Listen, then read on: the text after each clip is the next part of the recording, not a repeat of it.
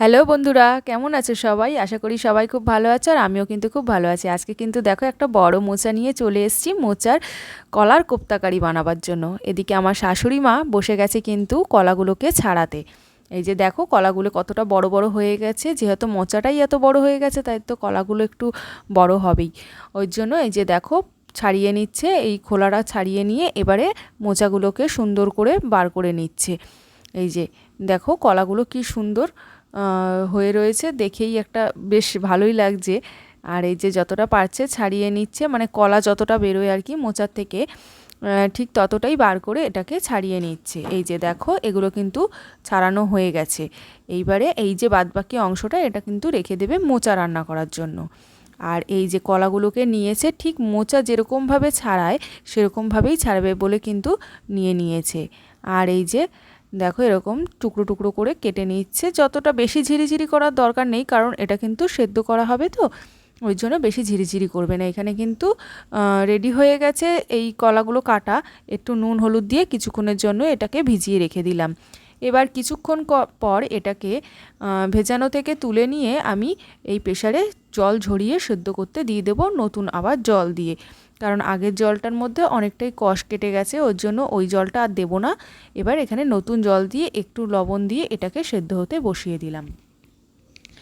2-3টে city পড়ে যাওয়ার পরে দেখো কলাগুলো কী সুন্দর সেদ্ধ হয়ে গেছে। এ থেকে আমি ঝুড়িতে দিয়ে জলটা ভালো করে ঝরিয়ে এবারে এইগুলোকে ভালো করে চটকে আমি রসটা ঝরিয়ে আর কি তুলে নিলাম। এদিকে আমি মোচার সাথে কিন্তু এই দুটো আলুও সেদ্ধ হতে বসিয়ে দিয়েছিলাম। এবার এতে আমি দিয়ে দেব একটু লঙ্কার গুঁড়ো, জিরের গুঁড়ো, আর এখানে যে বাদামের গুঁড়োগুলো আমি এর ভিতরে দিয়ে একটু গরম মশলাও দিয়ে দিলাম। সাথে পরিমাণ মতন কিন্তু লবণও দিয়ে দিয়েছি, আর দিয়েছি পরিমাণ মতন বেসন। এবার এগুলোকে সুন্দর করে একটু চটকে নেব, আর একটু সামান্য পরিমাণ মিষ্টি দিয়েছি। এবার এগুলোকে আমি ভালো করে সুন্দর করে চটকে নেব। নিয়ে দেখো এরকম বলের শেপ করে নিলাম, এরকম বল বল করে নিয়েছি। এবার আমি এখানে কড়াইতে তেল গরম বসিয়ে দিয়েছি। এবার এগুলোকে আমি ভাজতে দিয়ে দেব। এই যে দেখো অল্প অল্প পরিমাণে আমি এগুলোকে ভাজতেও দিয়ে দিয়েছি। আর এগুলো কিন্তু আমি অল্প আঁচেই ভেজে নেব। বেশি জোরে ভাজলে, মানে জোরে আঁচ দিয়ে ভাজলে পরে উপরটা কিন্তু লাল হয়ে যাবে বেশি, আর ভিতরটা কিন্তু কাঁচাই থেকে যাবে। তাই এগুলোকে আমি অল্প আঁচ দিয়ে সুন্দর করে লাল লাল করে ভেজে তুলে নিলাম।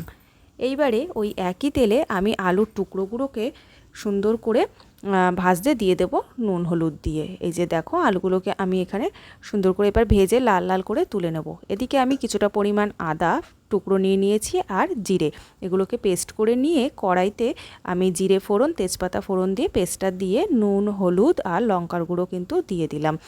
এবার ভালো করে সুন্দর করে কষিয়ে নেব যতক্ষণ না তেল ছাড়ে। একটু তেল ছেড়ে আসলে পরে আমি ভাজা আলুগুলোকে দিয়ে দিলাম।